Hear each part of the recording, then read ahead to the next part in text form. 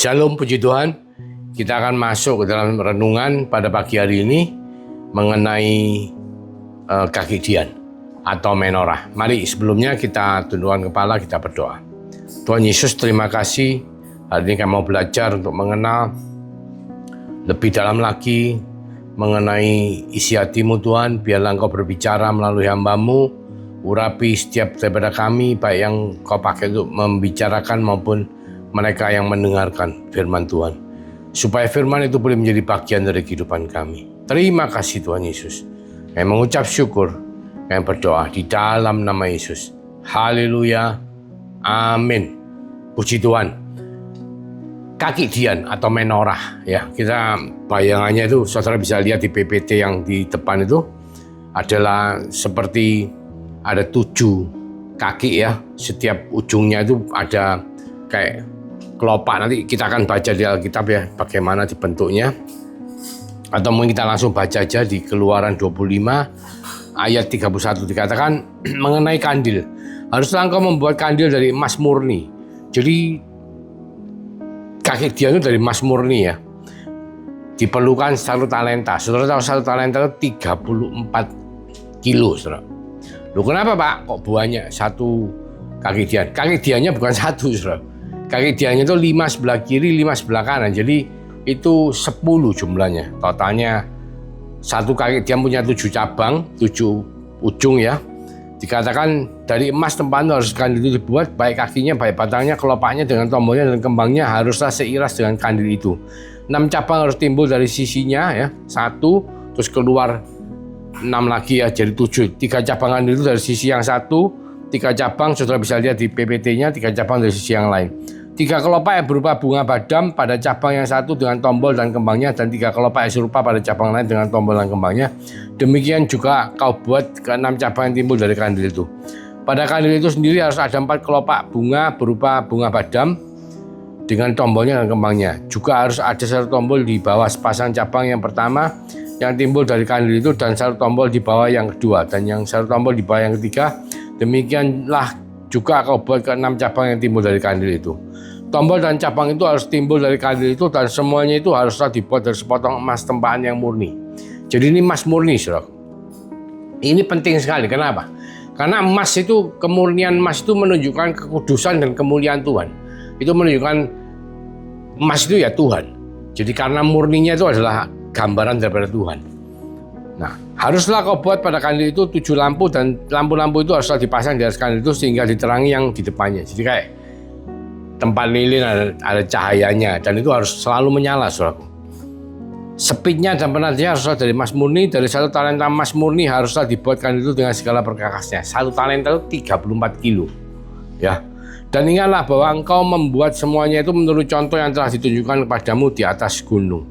Jadi saudaraku, ini sesuatu yang luar biasa, saudaraku. Ya, saudara kalau ngecek, ya, gambarnya secara detail, itu bukan main-main. Pada zaman itu pun Tuhan sudah memerintahkan, dan itu mengandung arti yang dalam sekali, ya. Kita hari ini mau berbicara mengenai detail, ya. Itu dikatakan bahwa 7 kaki dian ini salah satu perabot yang ada di ruang kudus. Saudara kalau lihat di PPT itu ada gambar Bait Allah, itu dari pelataran ada mezbah bakaran, terus ada kolam pembasuhan, bejana pembasuhan, orang mencuci tangan, imamnya cuci tangan, cuci kaki, terus pakai jubah, terus masuk dalam kemah, ya. Kemah itu ada 2 bagian, ruang kudus dan ruang maha kudus. Nah, perjanjian lama, ruang kudus, ruang maha kudus masih dipisahkan oleh tirai, ya. Tirai yang memisahkan antara ruang kudus dan ruang maha kudus. Nah, di ruang kudus itu ada 7 kaki dian dan meja roti persembahan, ya, terus meja dupa persembahan, ya, meja roti yang ada 6 tumpuk kali 2, ya. 6 tumpuk roti yang dimakan oleh para imam pada hari Sabat dan diganti dan dimakan. Dan itu gambarannya adalah kalau 7 kaki dian ini selalu harus menyala. Karena apa? Karena di ruang kudus ini gelap gulita. Atasnya semua tertutup Jadi tidak ada cahaya sama sekali, sampingnya juga semua tertutup. Jadi 7 kaki dian itu harus selalu menyala. Itu gambaran dari minyaknya itu harus selalu ada dan apinya harus selalu dinyalakan. Jadi itu fungsinya perabotan yang membantu imam ya untuk melakukan tata cara upacara di dalam ruang kudus, karena harus ada prosesi yang dilakukan di ruang kudus seperti mengganti rotinya, diganti setiap Sabat untuk dimakan, dan masukkan dupa, korban bakaran yang dupa itu kan untuk berdoa ya, itu mesti diberikan kepada Tuhan, doanya orang-orang kudus. Nah, kandil ini sangat-sangat penting karena apa? Karena kandil ini yang menerangi seluruh ruangan kudus itu. Kalau tidak ada kandil ya gelap gulita, otomatis tidak bisa melakukan apa-apa. Nah, di Perjanjian Lama, gambaran dari kandil itu sudah jelas sekali bahwa kandil itu dipakai untuk simbol daripada kehadiran Tuhan. Karena apa? Karena emas itu melambangkan Tuhan sendiri, kekudusan dan kehadiran Tuhan itu membuat imam ini bisa melakukan ritual keagamaan atau bisa beribadah kepada Tuhan. Jadi penting sekali di Perjanjian Lama kandil itu untuk memfasilitasi orang yang mau beribadah kepada Tuhan. Dan itu adalah Tuhan sendiri melalui apa? Urapan Roh Kudus ya. Karena emas itu melambangkan kemuliaan kekudusan Tuhan, melalui urapan Roh Kudus yang mana tidak boleh mati minyaknya tidak boleh habis, apinya tidak boleh mati. Api Roh Kudus harus selalu hidup menuntun kehidupan daripada saudara dan saya. Itu kalau gambarannya di Perjanjian Baru ya. Kita lihat kembali ke Perjanjian Lama. Jadi apa tujuannya daripada kandil itu ya? Kandil itu memfasilitasi orang yang mau beribadah kepada Tuhan. Jadi sangat penting sekali arti simbolis daripada kaki dian ini. Jadi kaki dian ini digambarkan juga sebagai kehadiran Tuhan ya. Jadi karena itu kan dibuat dari emas murni. Jadi Tuhan itu hadir. Kekudusan Tuhan, kehadiran Tuhan itu untuk memfasilitasi manusia yang mana imam ya. Perjanjian Lama kan khusus suku Lewi, tapi kalau di Perjanjian Baru, saudara dan saya yang beriman kepada Yesus Kristus itu adalah imam ya, karena kita adalah imamat rajani dan kita difasilitasi oleh tuntunan pimpinan Roh Kudus supaya kita bisa beribadah kepada Tuhan. Itu gambarannya itu seperti itu, gambarannya kehadiran Tuhan atau hadirat Tuhan yang ada dalam setiap daripada kita. Nah, kalau di Perjanjian Baru, Perjanjian Baru ini kita harus merefleksikan apa fungsi daripada kaki dian ini. Nah, beberapa ayat telah ditulis ya di Perjanjian Baru bahwa ini satu jelas sebagai terang ya, terang dunia. Di Yohanes 8 ayat 1 dan 2 jelas dikatakan bahwa Kristus itu adalah terang dunia ya, bahwa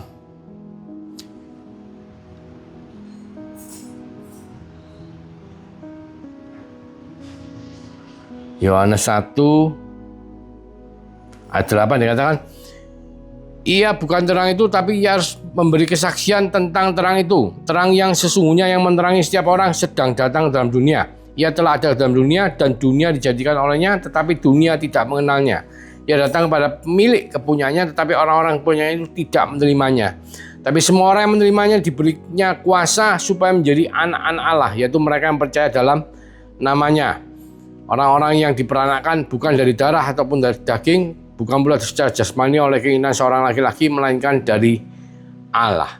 Jadi terang itu adalah Kristus sendiri. Jadi gambarannya kaki dian itu adalah Tuhan hadir di tengah-tengah kita, yaitu melalui kedatangan Kristus di muka bumi ini dan melalui kematiannya di atas kayu salib, kebangkitannya pada hari ketiga, dan kenaikannya ke surga, plus meterai Roh Kudus yang menuntun setiap saudara dan saya. Jadi kehadiran Tuhan ya, maknanya adalah kehadiran Tuhan di dalam kehidupan setiap orang percaya. Jadi di Perjanjian Baru yang pertama adalah terang itu adalah Kristus sendiri ya. Kedua, bahwa 7 kaki dian ini menggambarkan keilahian dan kemanusiaan yang sempurna daripada Tuhan Yesus Kristus. Jadi dia adalah terang, itu adalah sepenuhnya manusia dan sepenuhnya Tuhan yang telah hadir di tengah-tengah manusia. Bahkan Roh Kudus telah dimeteraikan dalam hati setiap orang yang percaya ya. Di Wahyu 1 kita baca ayat 20. Jelas sekali ya. Kitab Wahyu mengatakan,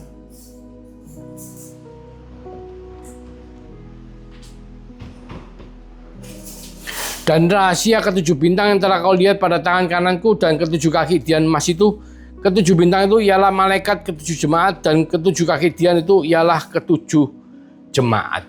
Jadi kaki dian itu menggambarkan jemaat Tuhan. Jemaat Tuhan pada perjanjian baru ini dikatakan jemaat Tuhan itu harus mengalami kehadiran Tuhan. Jadi Tuhan harus hadir di dalam kehidupan jemaat. Melalui apa? Melalui meterai Roh Kudus yang ada dalam kehidupan saudara dan saya. Jadi kita harus mengaktifasi keilahian kita. Kita harus mengaktifasi meterai Roh Kudus yang ada dalam kehidupan setiap daripada kita yang percaya kepada Yesus Kristus sebagai Tuhan dan Juru Selamat. Karena dengan kehadiran Roh Kudus itu, maka terang itu akan menerangi setiap jalan daripada orang percaya. Karena penting bagi saudara dan saya sebagai jemaat Tuhan untuk mengerti arti daripada kaki dian, yang mana di perjanjian lama kaki dian atau menorah itu dipakai untuk menerangi. Supaya apa? Supaya orang itu bisa masuk beribadah. Imam-imam itu bisa beribadah kepada Tuhan. Tanpa terang itu orang-orang tidak bisa beribadah. Nah, di perjanjian baru refleksinya kita adalah jemaat Tuhan, dan kita harus tahu bahwa kaki dian itu menggambarkan bahwa Tuhan itu hadir dalam kehidupan jemaat-jemaat Tuhan, di tengah-tengah kehidupan jemaat Tuhan, di dalam kehidupan saudara dan saya. Melalui apa? Tuntunan pimpinan meterai Roh Kudus yang mana harus dipelihara. Apinya tidak boleh mati. Api Roh Kudus ini tidak boleh mati. Selalu harus menyala. Untuk supaya apa? Supaya kita bisa menerangi orang-orang untuk bisa datang beribadah kepada Tuhan. Untuk kita bisa menerangi orang-orang menjadi saksi Kristus. Orang melihat kita, orang tahu bahwa ada Yesus, ada Tuhan dalam kehidupan setiap daripada kita yang percaya. Dan itu pentingnya, refleksinya di perjanjian baru, bahwa 7 kaki dian itu hadir di tengah-tengah kehidupan saudara dan saya. Tetapi kita harus memelihara supaya apa? Supaya api itu tidak mati, supaya api itu selalu menyala terus. Seperti di bait Allah itu, imam-imam itu selalu memastikan bahwa harus ada minyak di dalam setiap daripada cabang menorah itu. 6 cabang, 1 pusat ya. Itu harus ada minyaknya, yang mana apinya harus selalu menyala, tidak boleh padam. Nah, demikian pula dengan kehidupan saudara dan saya di perjanjian baru ini. Kita harus memelihara kehidupan rohani kita. Kita harus melatih ibadah kita. Kita harus punya kehidupan spiritual yang baik. Api Roh Kudus tidak boleh padam dalam kehidupan kita. Bahkan Tuhan secara jelas di Wahyu 2 ayat 4 dan 5 dikatakan, ya mulai ayat 3 ya, dan engkau tetap sabar dan menderita oleh karena namaku, dan engkau tidak mengenal lelah. Ini Tuhan Yesus berbicara kepada jemaat di Efesus. Namun demikian aku mencela engkau karena engkau telah meninggalkan kasihmu yang semula. Sebab itu ingatlah betapa dalamnya engkau telah jatuh. Bertobatlah dan lakukanlah lagi apa yang semula engkau lakukan. Jika tidak demikian, aku akan datang kepadamu dan aku akan mengambil kaki dianmu dari tempatnya jikalau engkau tidak bertobat.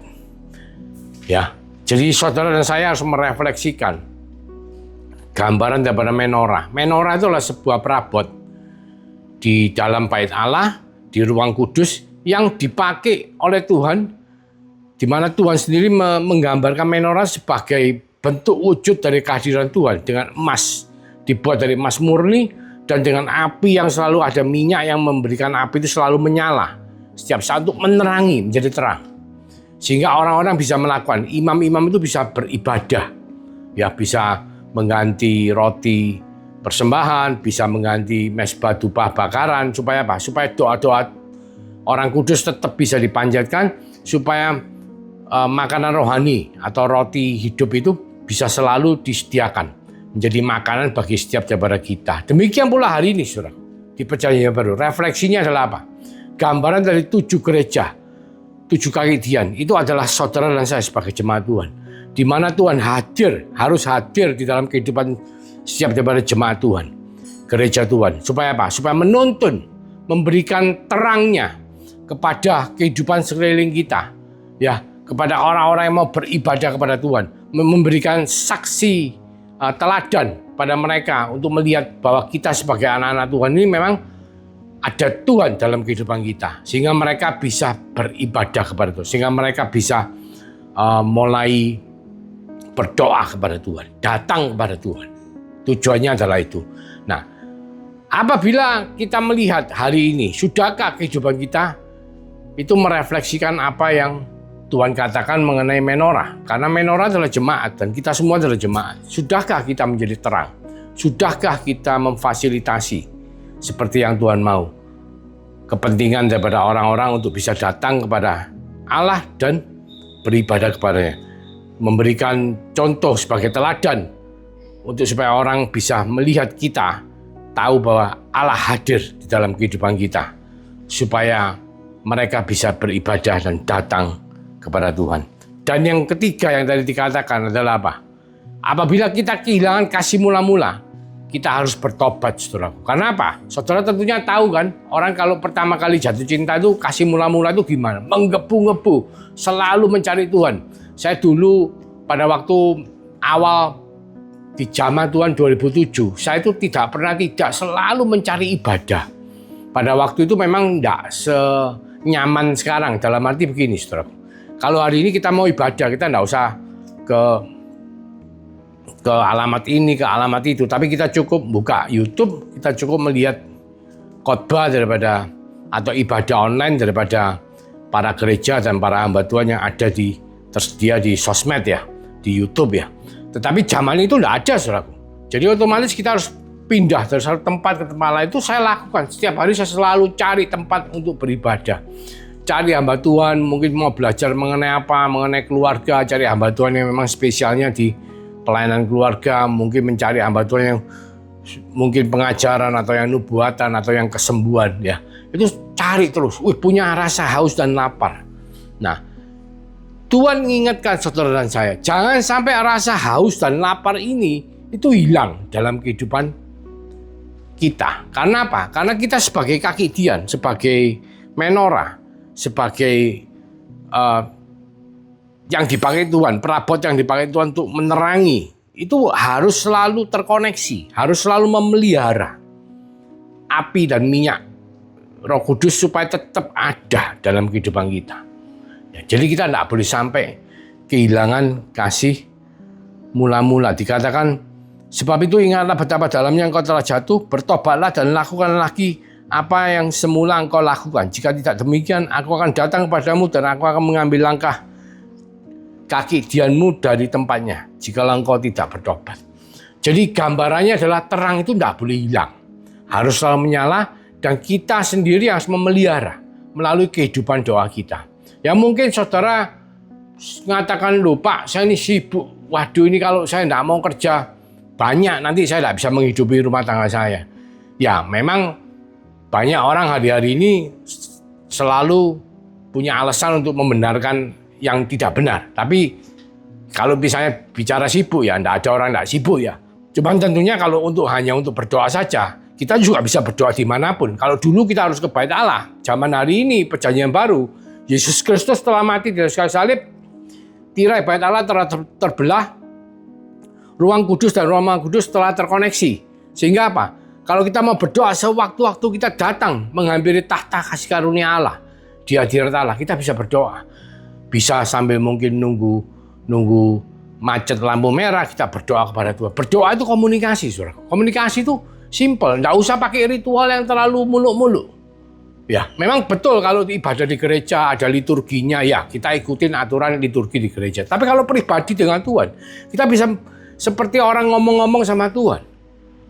Bahkan saudara kalau mungkin tidak mengerti apa yang saudara mau katakan, saudara bisa berbahasa roh sambil menyetir mobil, sambil mengendarai, sambil melakukan apapun, saudara bisa melakukan itu. Jadi kehidupan doa itu tetap saudara pelihara. Saudara bisa mendengarkan firman Tuhan yang hari-hari ini kita sangat mudah sekali untuk mendengar dari TikTok, dari manapun. Kadang-kadang kita dikirimi WhatsApp yang berisikan khotbah, berisikan renungan singkat. Itu kita bisa lakukan, saudara. Selama kita bisa memiliki hati, mau untuk memelihara spiritualitas kita atau punya kehidupan doa yang supaya yang namanya menorah ini minyak dan apinya itu selalu ada. Untuk apa? Supaya kita berfungsi sebagai perabotan Allah, sebagai alat yang dipakai Allah, sebagai terang yang dipakai Allah untuk memfasilitasi orang-orang bisa datang beribadah kepada Tuhan. Jadi saudara, jangan sampai kita tidak memiliki kehidupan doa atau kurang memiliki kehidupan doa. Yang dikatakan Tuhan adalah kehilangan kasih mula-mula. Tapi milikilah rasa haus dan lapar. Rasa butuh akan Tuhan itu yang seperti pada waktu awal kita jatuh cinta sama Tuhan. Karena Tuhan mau supaya saudara dan saya hari ini sebagai menorah kaki dian Tuhan yang pada zaman-zaman akhir ini, saudara, kita bisa berfungsi seperti apa yang Tuhan mau, yaitu memfasilitasi orang-orang sebagai terang dunia supaya mereka bisa datang kepada Allah dan beribadah kepada Allah yang hidup, yang kita kenal di dalam nama Tuhan Yesus Kristus. Mari kita berdoa. Terima kasih Tuhan untuk mengingatkan setiap daripada kami supaya kami semua mau bertobat, supaya kami semua tidak sampai kehilangan kasih mula-mula kita, yaitu kehidupan doa yang selalu terkoneksi dengan Tuhan, yang gambarnya adalah seperti kaki dian yang ada di menorah yang ada di dalam ruang kudus, yang harus selalu memiliki minyak dan api yang menyala untuk menerangi, menjadi terang, sehingga orang-orang bisa beribadah kepada Tuhan, sehingga orang-orang bisa berdoa kepada Tuhan, sehingga orang-orang bisa makan firman Tuhan. Tuhan berkati setiap daripada kami dengan berkat daripada Allah Bapa melalui kasih karunia daripada Tuhan Yesus Kristus yang telah memeteraikan Roh Kudusnya dalam kehidupan setiap daripada kita, sehingga kita berfungsi menjadi menorah pada zaman hari-hari ini. Tuhan, kiranya Roh Kudus selalu menuntun, memimpin, memberkati, melindungi setiap daripada kami mulai hari ini sampai Kau datang kedua kalinya, bahkan sampai Maranatha. Di dalam nama Tuhan Yesus Kristus kami mengucap syukur, kami berdoa. Haleluya. Amin. Tuhan Yesus memberkati.